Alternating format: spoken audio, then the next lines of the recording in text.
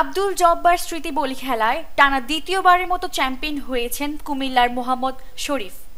আজ শুক্রবার চট্টগ্রামের ঐতিহাসিক লালদিঘি মাঠে অনুষ্ঠিত বলি খেলার ফাইনালে তিনি একই এলাকার রাশিদকে হারিয়ে চ্যাম্পিয়ন হয়েছেন। ৩১ মিনিটের এই দ্বৈরথে কেউ কাউকে ছাড় দেননি, তবে কৌশলগত ব্যবধান এগিয়ে থাকায় শরীফকে জয়ী ঘোষণা করা হয়। তিনি বাঘা শরীফ নামে পরিচিত। আজ বিকেল ৪টা থেকে রিংয়ে বলি খেলা শুরু হয়। ৯০ জন বিভিন্ন বয়সী বলি এতে অংশ নেন। বিকেলে বেলুন উড়িয়ে বলি খেলার উদ্বোধন করেন নগর পুলিশের কমিশনার হাসিফ আজিজ। পুরস্কার বিতরণী পর্বে প্রধান অতিথি ছিলেন সিটি মেয়র শাহাদাত হোসেন। বলি খেলার শুরু থেকে লালদিঘি মাঠ এবং আশপাশ ছিল কানায় কানায় পূর্ণ। ঢোলের বাদন ছাপিয়ে গগন কাঁপানো হর্ষধ্বনি তোলেন উপস্থিত নানা বয়সী মানুষ। প্রচণ্ড তাপ প্রবাহের মধ্যে তারা বলি খেলা উপভোগ করতে থাকেন।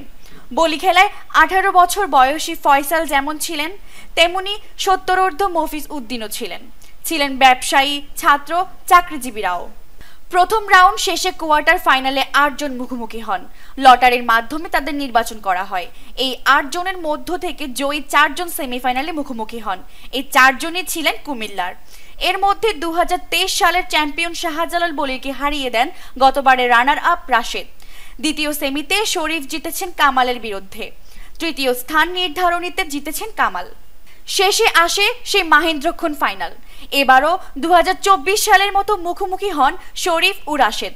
গতবারের ফাইনালের পুনরাবৃত্তি হয়েছে, তবে গতবার যেখানে ১১ মিনিটে ফলাফল আসে, এবার তা আসতে সময় লেগেছে।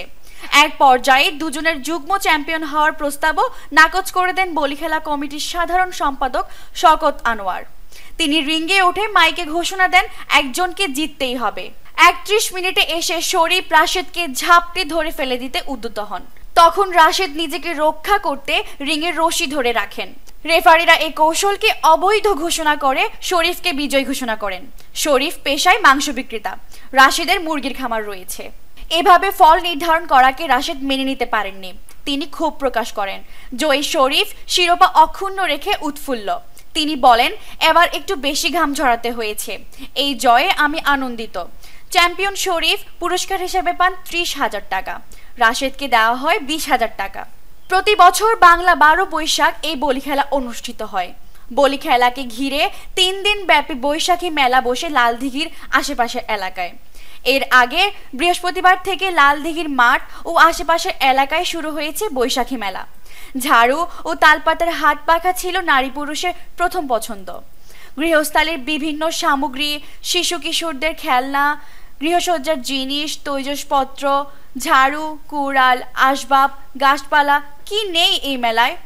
আগামীকাল শনিবার শেষ হবে এই প্রাণের মেলা।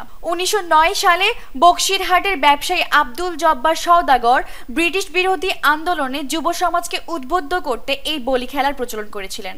এবার ১১৬তম আসর। নিউজ ডেস্ক, দৈনিক পূর্বকোণ।